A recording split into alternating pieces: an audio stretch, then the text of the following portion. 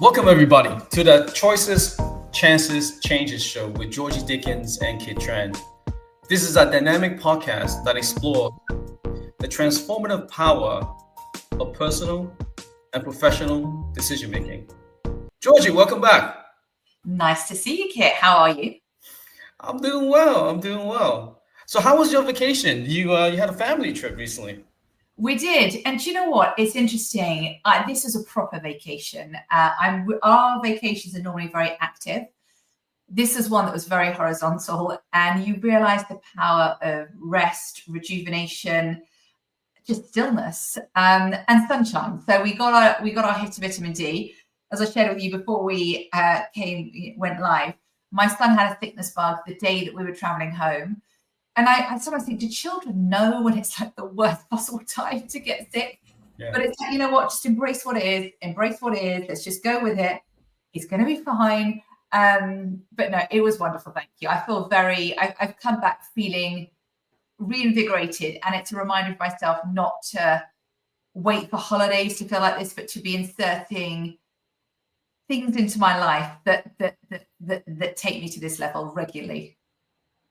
No, that's great. And it's funny, right? Some of these, like, what deem at times as like bad moments ends up being memorable. It was because I thought they weren't going to allow us to board the plane because he was so exhausted. He looked so pale and he was so tired. So he just kept lying down on the airport floor. And I'm like, you're just going to have to, you just got to like, just dig deep here. And so one of the the airport staff are like, does your son need to see a medic? I'm like, no, he's fine. And as a parent, for people listening who are parents, we know our children. I would never force a child to board a plane, one of my children, if they really were that bad. But he was exhausted, and so anyhow, we made it on, and yes, he's now having a duvet day today, so he's happy. No, that's great. Now, one of the things we talked about is changes as we get older, right? Like even your kids when they were younger to now, and as they age and as we age, I am curious in terms of like what are some of the thought process you have around like the choices you make when you were much younger to now? Like what are some of the realizations that you come away with recently? Yeah, it's interesting. I think it is such a good question because I think when I was in my 20s and 30s, I didn't think anything was possible. I kind of was like, I'll follow a pathway that feels very predefined. I think the older I get, the more I'm like, take risk, take bold risk, do the things that scare you. And I think it gets to a point in your career where in my 20s, it was about saying yes to so many things and opportunities because you don't know what you don't know in your 20s. And I think you're experiencing life, you're experiencing the types of companies, roles, teams you want to be part of, where, the older you get comes knowledge, comes insight, comes an understanding of what motivates you, what drives you. And I think, therefore, it's using that information to inform your choices. So I think I have shifted over the decades, definitely shifted. And now I feel I'm coming much more from a place of conscious choice making. But I think in your 20s and 30s, I think sometimes you just got to you want to experience life because then that gives you information. And that information is what you want to, ultimately make good decisions. Yeah, no, I totally agree. I think part of it is, like when I look at little kids, like to them, anything in the world is possible. And what I realize is as we age as adults, the biggest limitation is that we create these predefined conclusions. Don't start a business, you're gonna fail, right? Don't go out there, it's gonna look bad. And what as kids, we don't have these preconceived notions. And so for us, it's like the world's our oyster. We can do whatever we want. And as we get older and older, it seems like we know more about ourselves. We're building more skill sets, but yet we keep putting these limiting beliefs, right? And for those of us that understand and adopt and realize that, hey, if I don't go out there and give it a shot, right, and I don't go out there and define what good looks like, what the conclusion looks like, then it's never going to happen. Versus sitting here and say, well, if you're going to go start a business, you're going to be in the poorhouse, or you're going to do X, it's going to be bad. And I see a lot of it. I see a lot of people, at least around my age, where, and we talk about midlife crisis, right? Because we're in the late 40s, where you go through life, and when you were younger, you have this set of expectations in life, and then here's the reality of life, and you figure, well, this is the set reality, and it's not, right? I've seen so many successful entrepreneurs starting a business in their 50s. I've seen people that go into a different career in their late 50s, and they're thriving.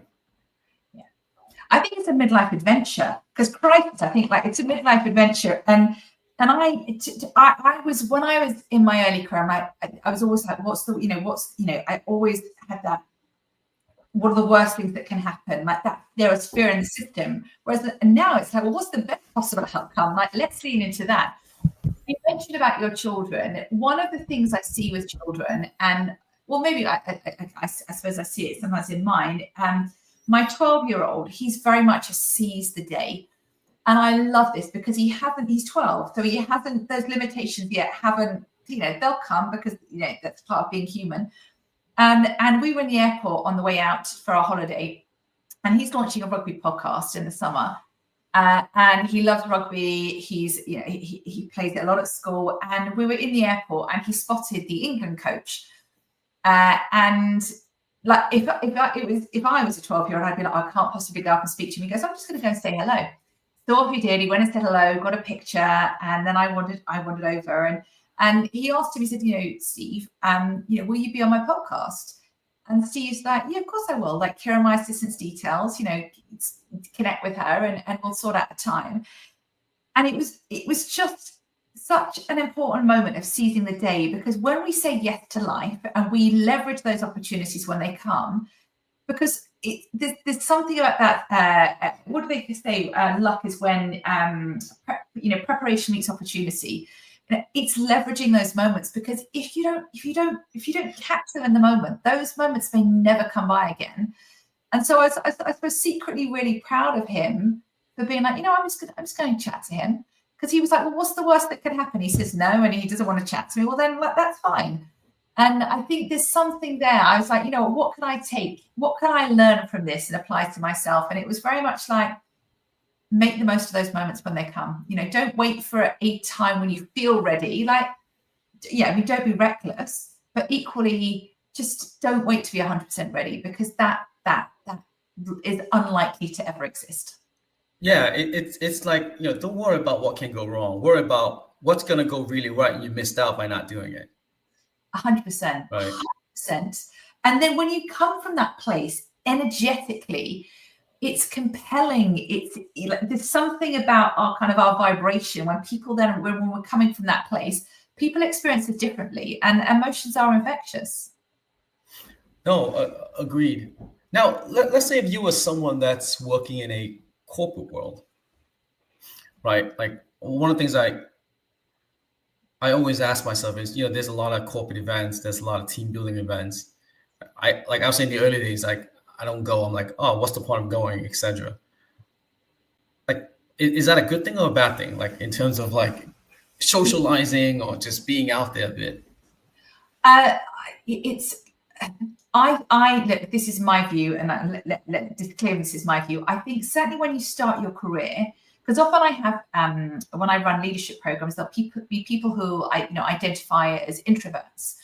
And so therefore, going to a social networking event or a team building evening is just like, they just want to, they'd rather pull their hair out. Like, it's just something they have no desire to go to.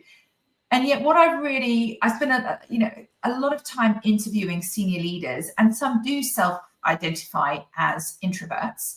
And yet they've learned how to be authentically themselves in those situations, recognizing, we're in the business of people. Behind every product, every company, it's people, and no one's an island. So it is, it's about finding those opportunities to be building your relationship currency, investing in those network nodes. But I think be really intentional around it, because it is about quality of events, not quantity. It's not about, when you think about LinkedIn, it's not about the number of your connections. It's about the quality of those connections.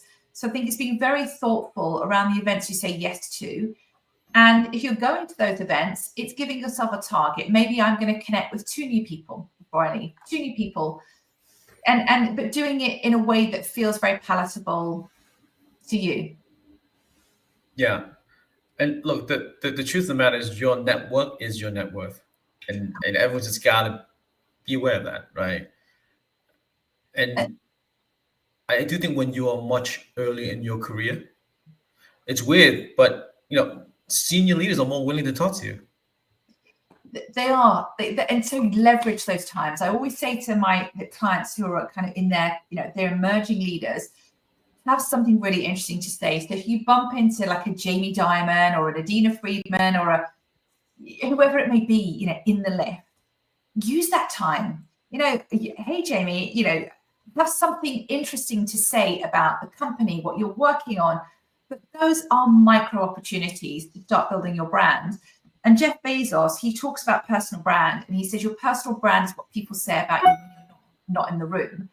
And when you think about career choices or career decisions about advancement, when it comes to compensation, those evaluation committees, it's how people speak about you when you're not in the room.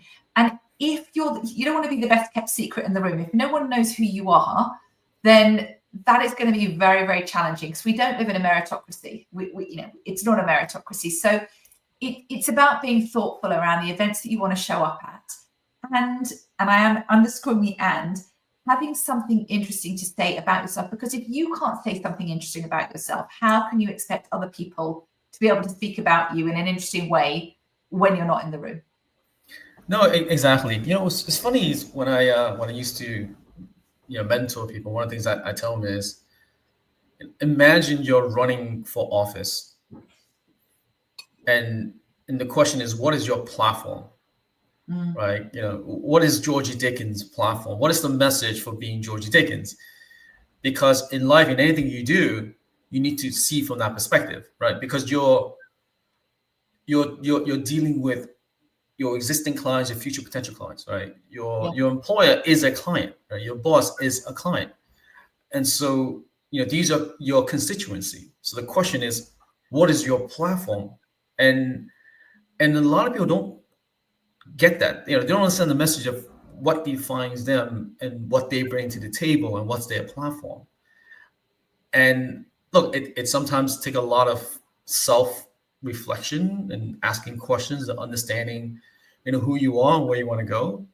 But getting that clarity around platform, right? Because every day you're selling to have friends, you're selling to have your spouse, significant others, you're selling to everything and everyone around you, whether you know it or not, right? And so how are you attracting these people to your life? What's the energy you bring?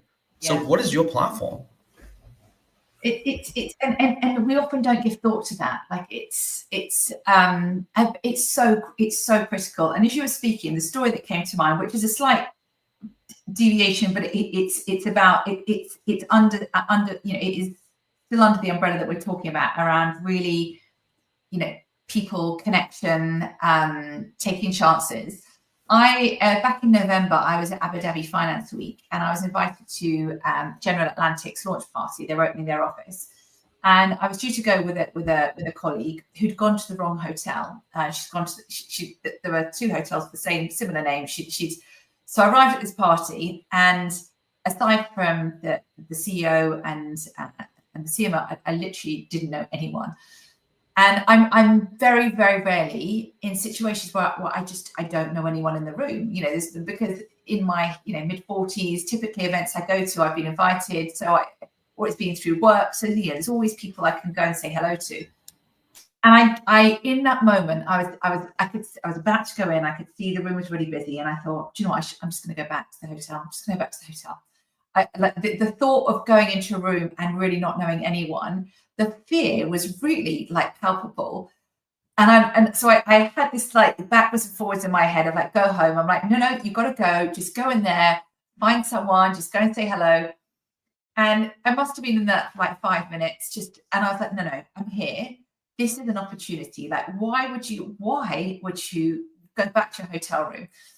So I went in, and I happened to see this wonderful lady in front of me, and I just went over to her and I thought, hey, I wondered if you mind me joining your conversation, because I'm naturally an introvert. People would assume I'm an extrovert, and actually that's naturally quite introverted.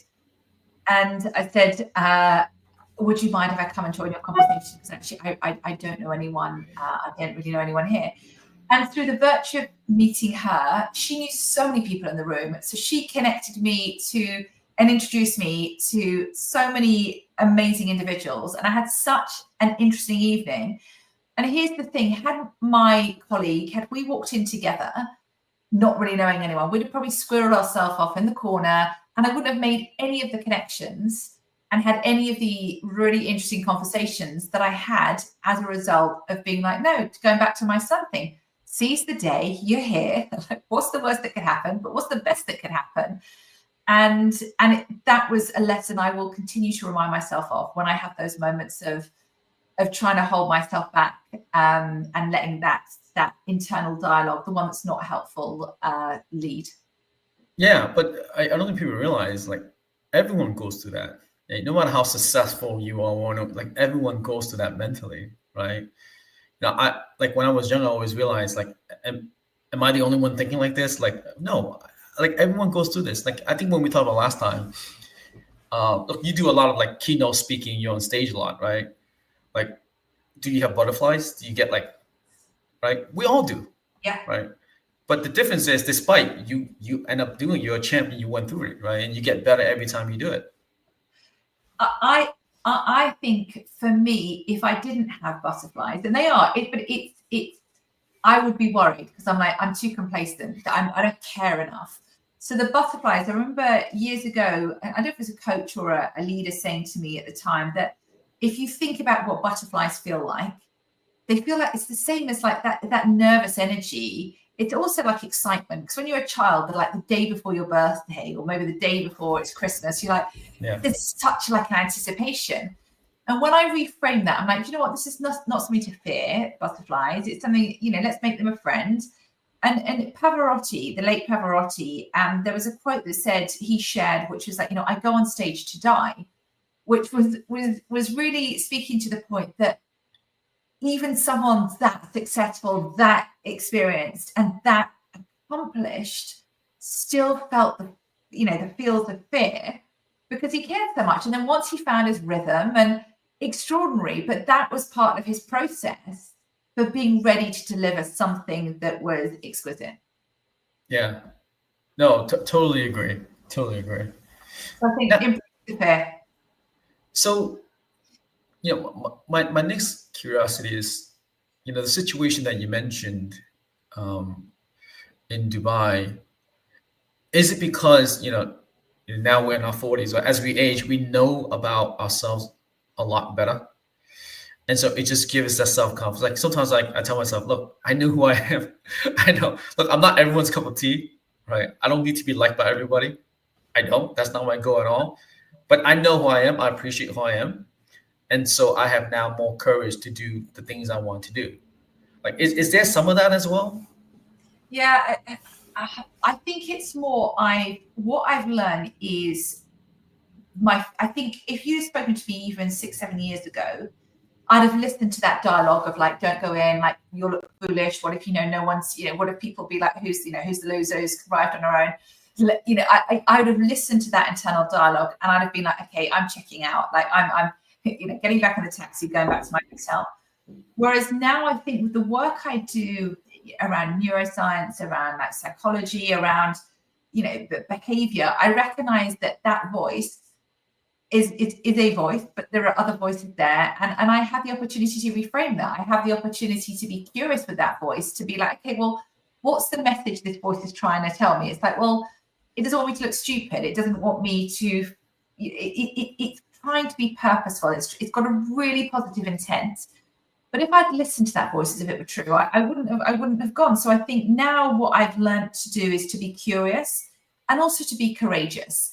Because when I've done things in life, whether it's running a marathon, doing a skydive, doing my TEDx talk, like, proper fear in the system, and not just fear on the day, like fear for weeks leading up to it, butterflies through the night, not sleeping well, leaning into all the stories of like, what if it all goes horribly wrong? And then I realized, I suppose it's you have experiences to then remind yourself, okay, I felt this before, but I exercised courage. And what was on the other side was so just something I learned from, I grew from, I loved. And I think that's the shift for me as well. I've got experiences that I will then recall to be like, you felt like this before, and you still seized the day.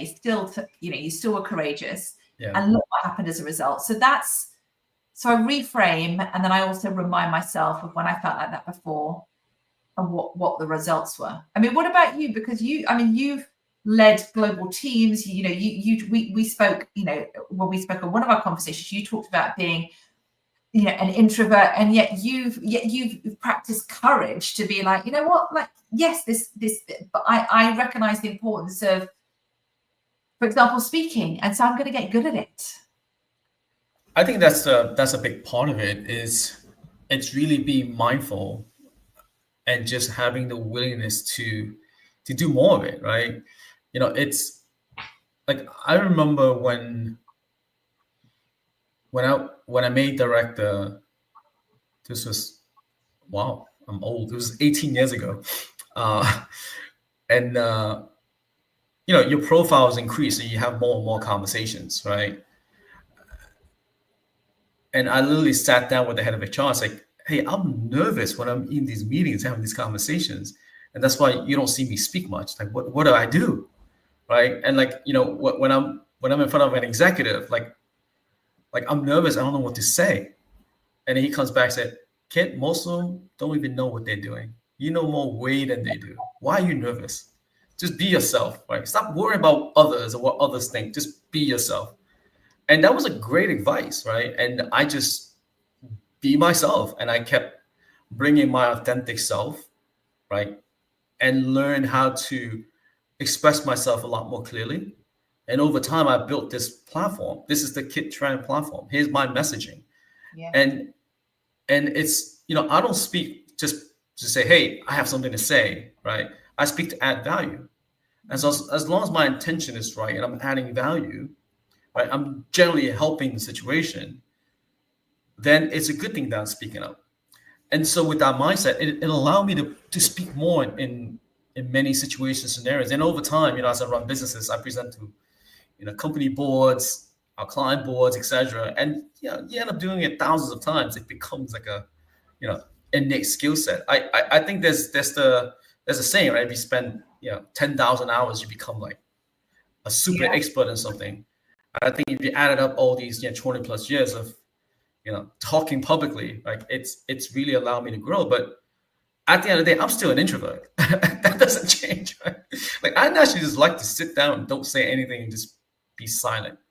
Like, that's my preferred state, right? Yeah. And it's what you shared there. There were several things I wrote down that just were really important. You said the word willingness, and I think there has to be, when you're going into a certain role or organization sector, there has to be there's a level of there needs to be a level of awareness of what does the role require of me. And if the role does require, like, you need to be speaking to teams, you need to be, you need to be really using that voice to motivate, to inspire, to communicate vision. Well, then that, you said the word willingness. Well, then even if it's not in your comfort zone speaking to large groups, there's the willingness. And I think without that willingness, because I look at both my children, they're only two years apart. And it's interesting. The older one is, and I would never say this out loud to him, but he's kind of lazy ambitious. He wants wants success, but he doesn't want to really have to work hard at this point. He's only 14, so let's hope things change. Whereas my youngest son, there's a willingness. Okay, well, what to me to be a great rugby player, like, what does that actually need of me? And even the things that he's not great at, he'll be like, well, do you know what? But I'm going to improve. I'm going to practice. And you, as you said, you're speaking, the more you do it, those 10,000 hours, it's like a muscle. You're finessing that muscle. So it becomes more comfortable, and it takes time. There aren't any kind of real shortcuts there. It's just, it's about, you got to do the work. No, exactly. But you said something that was interesting, vision. Like, any role you take or anything you do, lay out that vision board, Like, what does that vision board look like? What's the end game of whatever role, whatever things you want to do look like? And what are the tough, challenging things you have to do, right, to get to that goal, right? And to me is it's exciting that I'm doing challenging things because it gets me closer to the goal, right? I end up not worried about being challenging. Yeah. I get excited about me getting closer to the goal, right? So I do think having a vision board, whatever you do in life, right? Relationships, friendships, whatever the case may be, have that vision board, but have that clarity around, okay, what are the things I need to do to get this vision board into reality? And I think that's important. It is, because I think a lot of people have a vision, but do they actually then work out what are the steps you need to take to get to that vision? And my mentor years ago taught me this, goals are a place to come from, not a place to get to. And I was like, wow, that's interesting, because I always thought, when I'm here, I've got to get there.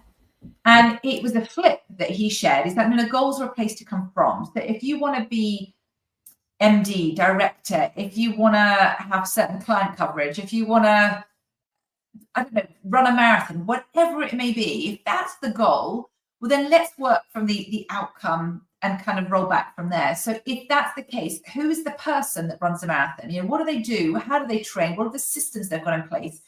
If it's an MD you want to be, again, how do they show up? How do they make decisions? How do they walk into a room? How do they ask questions?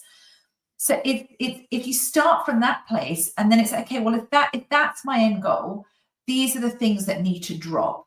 And it's a little bit like, if you're flying from London to New York, what are all the waypoints? Because, and then you can course correct. You can course correct. It's not rigid, but it is certainly detailing it, because the more color and texture you can bring to the goals and what they looked at, what those mini waypoints looked at, lived and breathed, from actions, behaviors, mindsets, the higher probability you're going to have that you're going to either reach your goal or surpass it. No, exactly. Though I do have one point of clarity, that is, look, making MD is a key result. The objective are things that you can control, things that you do to increase the likelihood of you getting that key result, right? It's like, hey, I want to make $1 million a year. Well, that's a key result.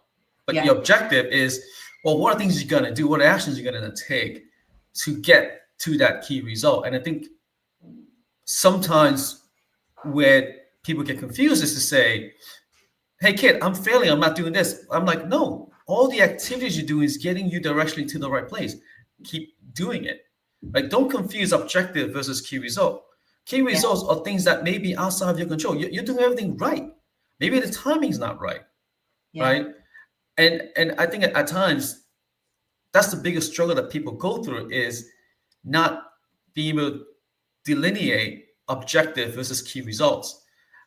And objective is what you yourself can control, right? Your internal mindset, the activities you drive, the actions you take. The key result are probabilistic, right? Things could be outside your control, but the reality is, if you keep directionally doing, it's like working out, eating healthy, right, and expecting to be in great shape in 3 days. No, if you keep doing it, you will get there. Yeah. And it's like, don't get frustrated and quit, because, hey, what if you're going to get there the next day and you quit before it happened? Yeah, and it's celebrating the mini victories as you go. And I think the world we live in, things move fast, and maybe this is just my interpretation of the world, but I think often we're so in the world of nexting. We hit one point, and rather than just, and look, it's really good to then be like, okay, well, what's the next point? Looking through the windshield, but don't miss the opportunity to look through the rearview mirror to be like, okay, well, what are the mindsets, actions, behaviors that have got me to celebrating this mini, the mini goal, which is part of the bigger goal? Because otherwise that's really a powerful motivation opportunity. And I think often I see people, and I see this in myself actually, and I have to really pull myself up on it. I don't celebrate the successes. I kind of come straight onto the next. And life is the journey, lives are, it's the journey. And it's enjoying the journey and celebrating those victories. I mean, not doing hundreds of victory laps, like, let's be clear, it has to be moderated, but at least acknowledging it and owning it. No, I totally agree. It's extremely important to celebrate the wins, right? Or else, like, why are we doing any of this? Yeah. Right? And it's because we often speak to this stuff. And look, here's the thing with me. I often teach masterclasses, and then I'll hear my husband being like, but do you actually do that? Like, are you like a living embodiment of celebrating the mini victories, for example? And it just requires being really intentional, which requires us to be very kind of conscious, because when we're on that autopilot, it's that right next, right. So it's that kind of stepping back to slow down, just to be like, okay, I want to acknowledge myself for, and it could be a success professionally, or it could be, running a marathon, running a 10K, doing a triathlon, whatever it may be. Just, you haven't got there by chance. Yeah, and sometimes you need to treat yourself to something and pat yourself in the back, right? Because look, if you want someone to thank you and you don't thank yourself, right? At least one person to guarantee to thank you is yourself, right? Yeah, a couple of years ago, I was in New York, and I was in a shop buying myself a well done. I don't normally buy myself a gift, but I was buying myself a well done gift, and I was going to do it fairly covert for my husband, because I think he's not like handbags, like he doesn't see the value, like he doesn't, whether that's typical male or just him. So I was buying this handbag, and it's a well done. I thought, I had a great year. I'm going to be, I've just had a very impactful year. I want to this can be a totem or like symbolic of, every time I use this handbag, of like just acknowledging the year I've had. And I was in this shop, and I put it on my card, not realizing he gets notifications. So I got a text just to say, what are you doing in this particular shop? Like, and I still bought it, because I thought, you know what, it is. And I use that bag all the time. It's had hundreds and hundreds of outings. And so sometimes, I'd like a pat on the back. It's a good thing. No, totally. Now jumping topic a bit, like, so, recently, someone I used to work with closely, he's now landed this massive job, right, running a $5 billion business. I'm super proud of him, super happy. But I'm sitting about like, wait a minute, that could have been me, right? And I'm like questioning my path, but I realize, wait a minute, no, what am I doing? Like, I've decided to do this because this is what I enjoy doing. Like, why am I like? How do people get themselves in check to say, hey, this is the path I'm taking. This is the right path. Yeah, don't get distracted what's going on. Because look, there's so much things going on around you, right? And there's so many voices. Like, we have 3-4 of our own internal voice. We have voice of other people around us telling us stuff and things that are like, how do you balance all these like noises around you to make sure you understand, all right, am I on the right path? Is this the path I should stick with? Like, do I need to course correct? Like, how do you decide that? How do people decide that? Yeah, and I think in those moments that there is an opportunity to hold the mirror up, from a level of self-awareness perspective, because if there's a trigger there, there's a physiological response. You've read an update about a friend, or they've contacted you. So I think that holding the mirror up is, you're on your ladder in terms of on your pathway, but just checking in with yourself, like, what does success mean to me? What is the impact that I want to be creating 1 year, 2 years, 5 years from now? And knowing that, am I on the right ladder? Because we just want to make sure your ladder's not against the wrong wall, or you're actually on the wrong ladder. You need to step off and get on a different ladder. So I think in those moments, it is important just a bit of self-reflection, because that gives you self-insight to be like, yes, I am on the right path. Or equally, no, I would have loved that job. And if you'd have loved that job, okay, well, I now need to think about my kind of career pathway forward. So I think that self-awareness is important. I think the second piece is comparisonitis, which is comparisonitis is where we compare and contrast our life with someone else's life. And it's healthy if it's constructive, that yes, they got the job, but they had these 3 skills that I didn't have, or yes, they got the job, but I've chosen to be on my path and I'm very happy in my path. Where comparisonitis becomes unhelpful is when it's unhealthy, when it leads into useless rumination, where we're just not feeling good, like it's not good energy, the emotions attached to it are not helpful. So I think it's pick up on the trigger, when you're triggered, and I would encourage in that those situations, just to hold the mirror up, to understand where that trigger comes from. No, that's exactly it. I think that's important that everyone to be mindful of, right? Because the reality is things happen around you, and it's really about having a sense of clarity on what's important to you, right? And at times, it's asking these questions in terms of, what are things you do that doesn't seem like work to you, but it seems like work to everyone else, right?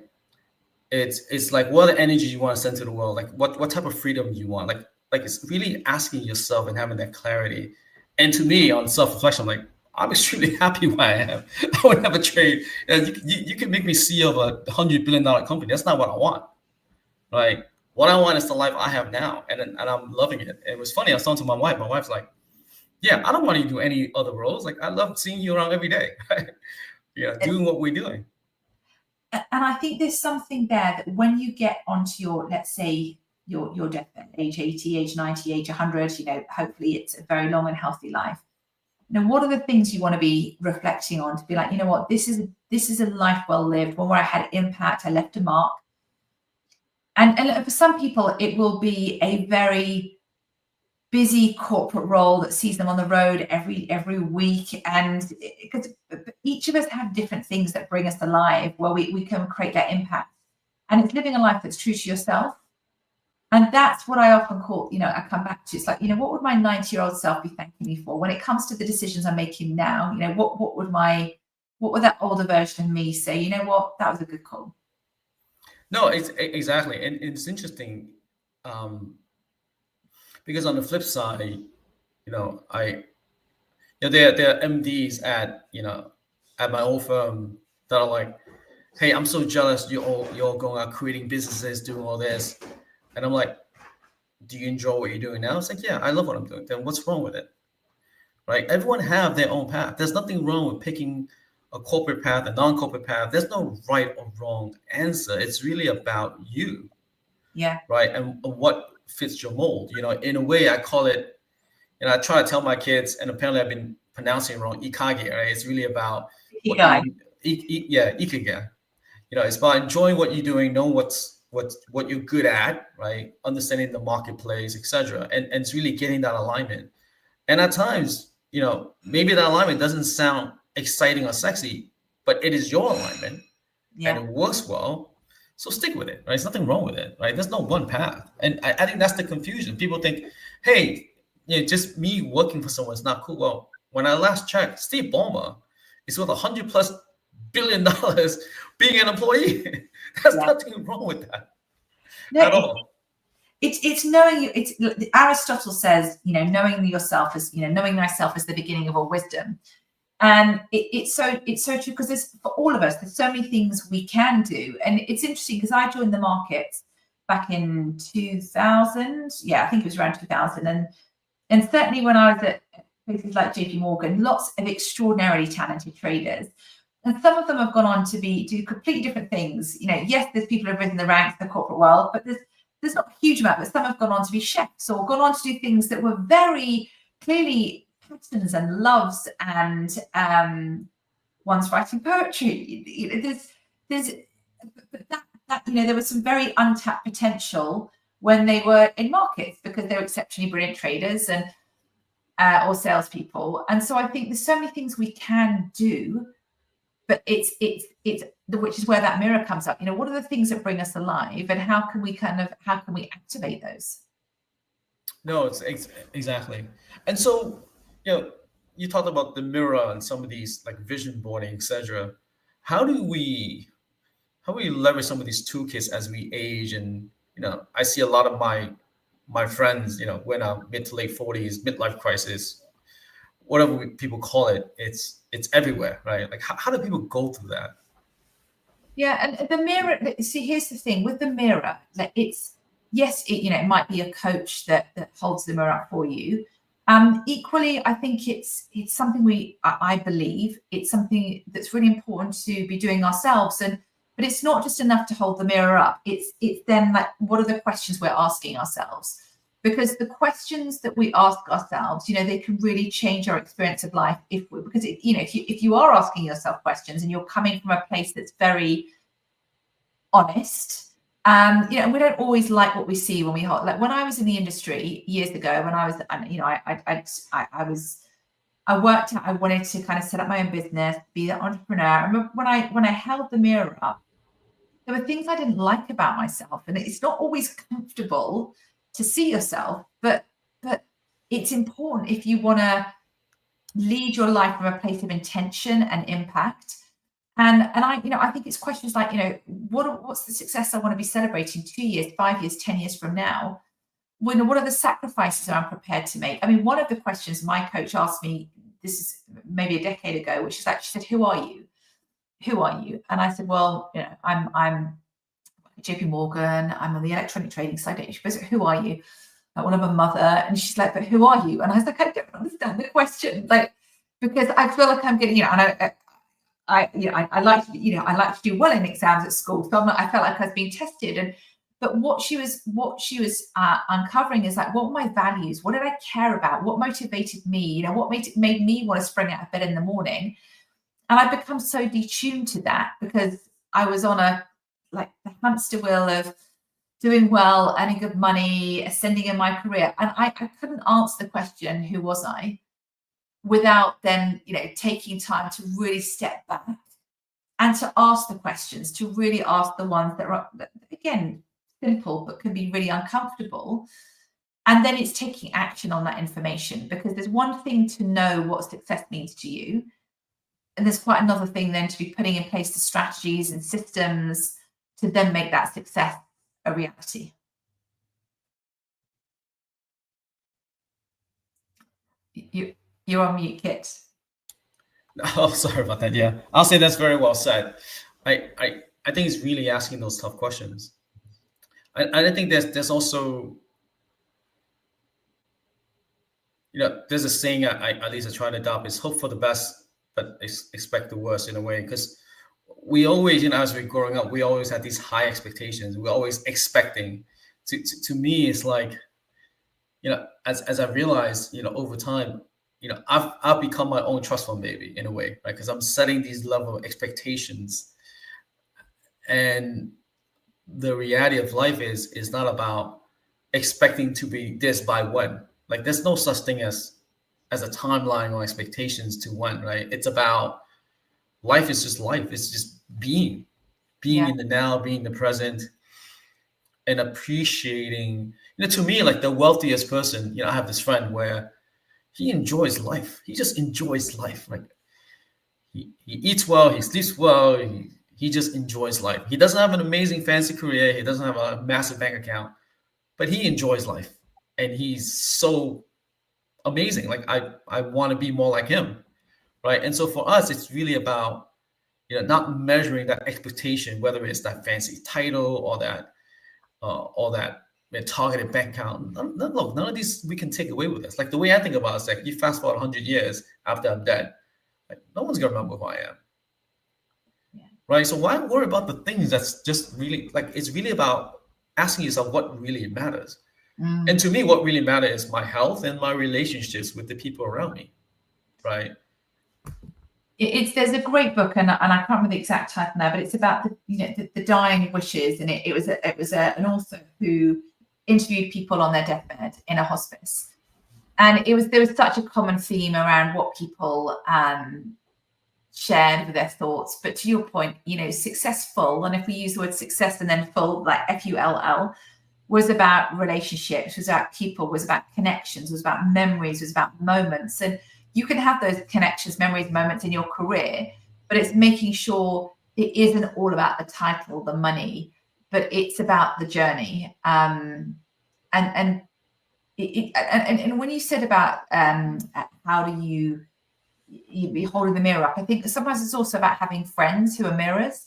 We can't always see ourselves clearly, and we're never always, we're not always objective.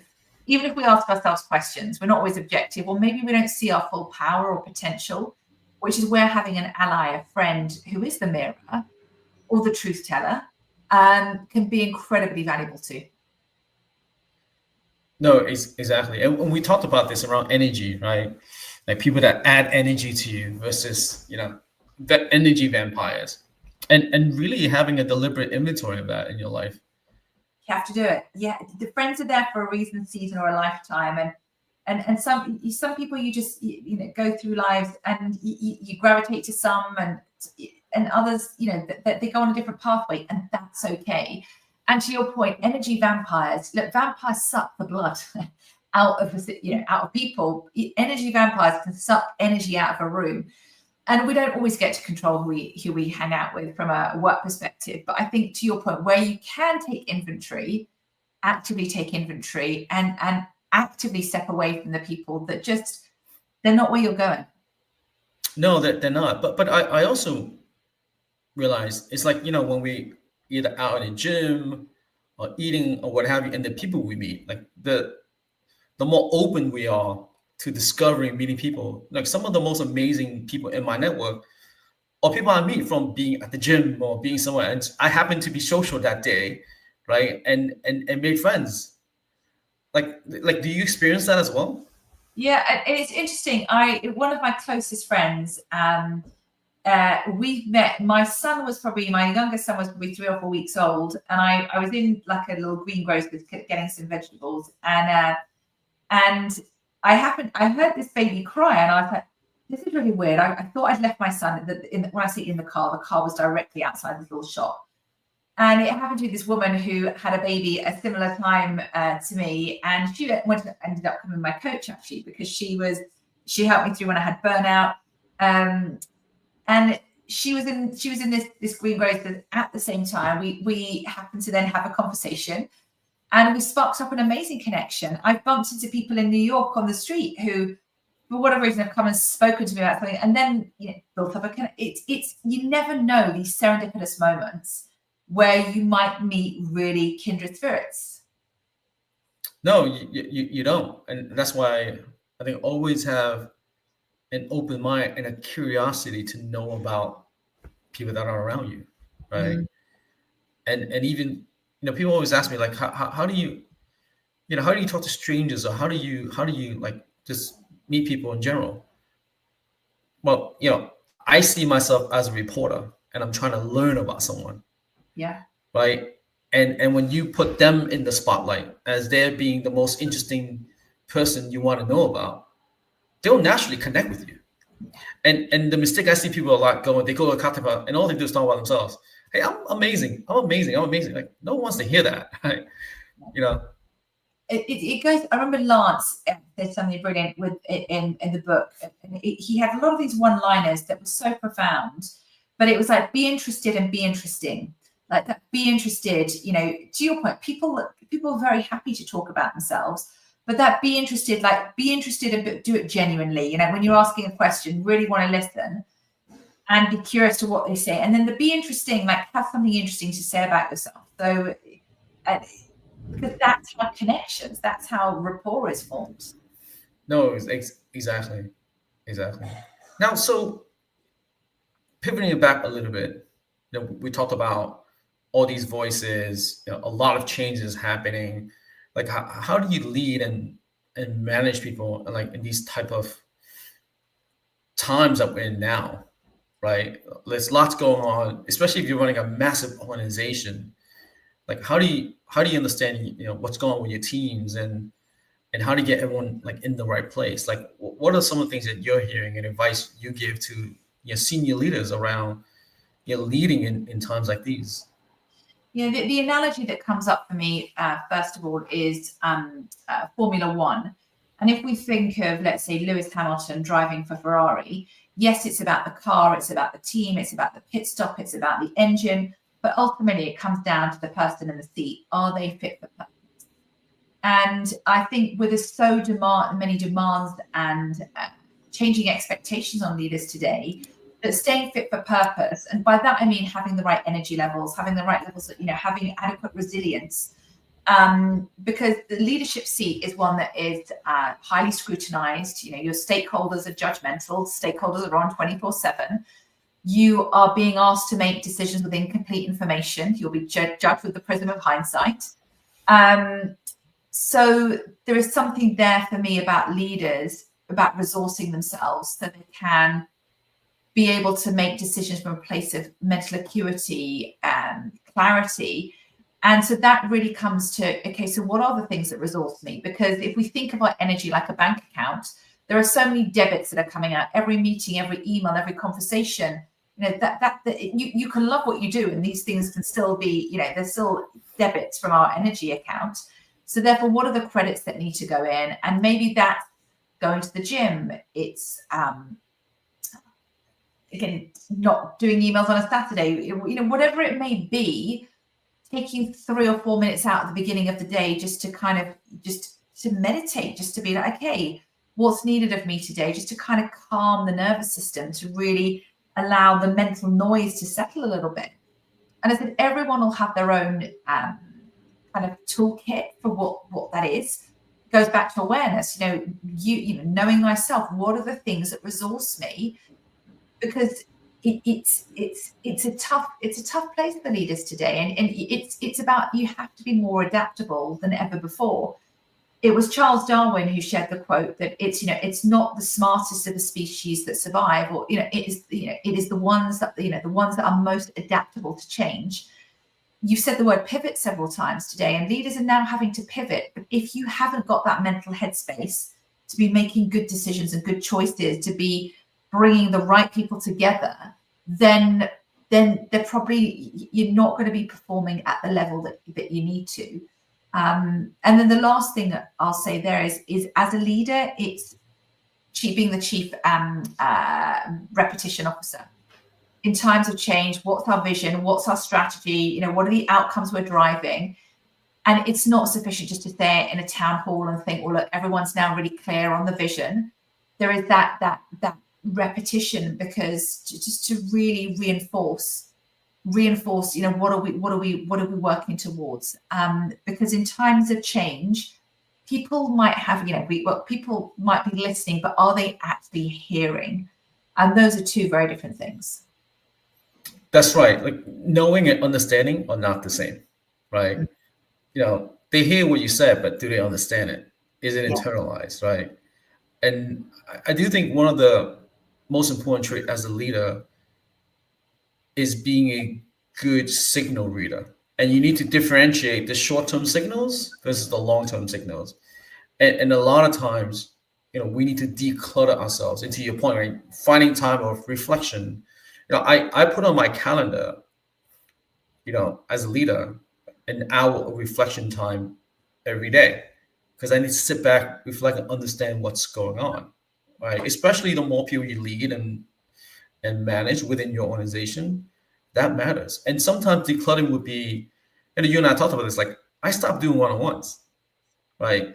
Because I don't want this information arbitrage. Like, if everyone needs to hear it, everyone needs to hear it. Now, there will be one-off coaching that is needed, then that needs private one-on-ones, then I'll do that. But for the most part, I tend to do group meetings. And to your point, right, it's not just one town hall. It's maybe you have a group with all the senior leaders that work for you directly, or you may have a meeting with all the directors, everyone in product, everyone in operations, whatever the case may be. But you need to have multiple layer of messaging and be consistent. Yeah. Right? Consistent is key. But a lot of times our intent is always to be, how do we get this message to everybody? So you're like, well, you do a lot of one-on-ones.